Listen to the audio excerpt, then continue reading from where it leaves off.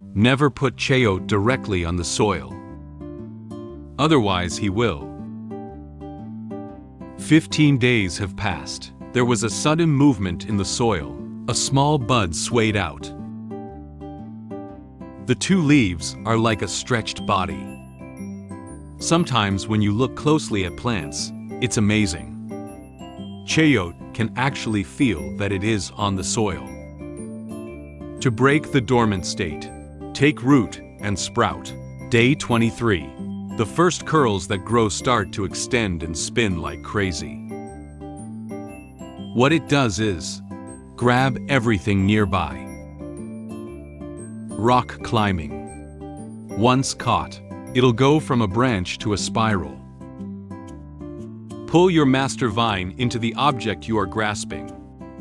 Watch the main eel growing in front of you. The curl caught its head and stopped growing. He's very confused right now. I don't know where to go. On the 60th day, a zeeman came forward.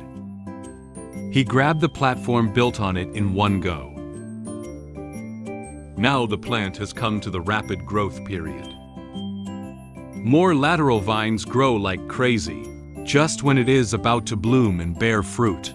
Chayote plants slowly turn yellow and wither. This is because there is too little basin soil, caused by poor ventilation.